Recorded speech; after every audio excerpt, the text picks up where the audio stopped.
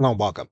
We will start the process by working in the latest model with ChatGPT, and we're not going to use a structured prompt. For the sake of this course, we're going to start with an unstructured prompt, and we're going to iterate. So we're going to write in our unstructured prompt, and we're going to ask for a specific element. What we are going to do is we are going to ask ChatGPT if it understands the question and to outline step by step. Again, this is not a full-blown tutorial on prompt engineering. We're going to use an unstructured prompt, and we're going to request that ChatGPT give us the output based on our query. In the most recent model of ChatGPT, there's an element called canvas, and you're going to see that on the left side. That basically means that we can work with this text on the left side, even though we're making changes to the broader text on the right side. Now, this is an element that is part of the ChatGPT Plus account. It has not yet been rolled out to the free account.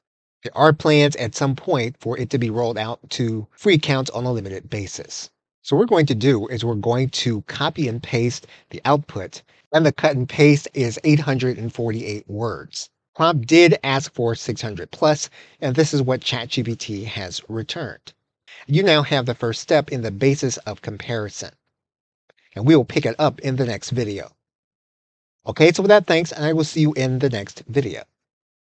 Welcome back. Now in ChatGPT, in order to make changes to the output, what you're going to do is you're going to come to the edit, and when you pull over into the edit, you're going to see suggested edit panel. We can make suggested edits. We can adjust the length of the content. We can adjust the reading level of the content. We can add what's called final polish to the content, and we can add emojis to certain elements of the content.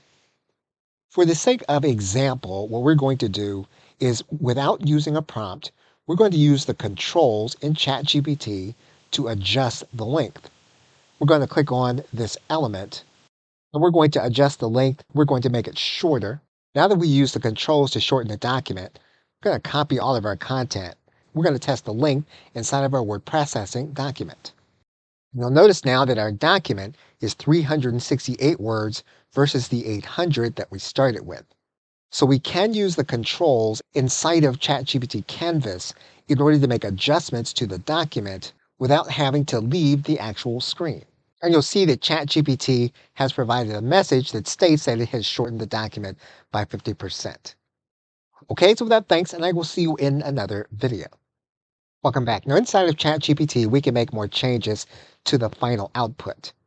For example, if you go to the right side menu and you click in this element, what you're going to see is that we can either edit this one passage, and we can ask ChatGPT to explain.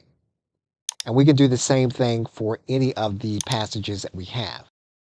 One of the other things that you'll notice inside of ChatGPT, if you're going to be using Canvas, is that if you hover over the element, you'll notice that you get a WYSIWYG editor.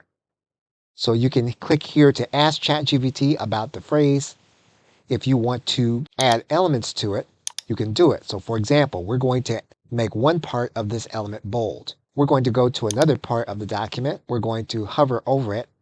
We're going to make it italics. You'll notice here that what we can also do is we can work with the actual font.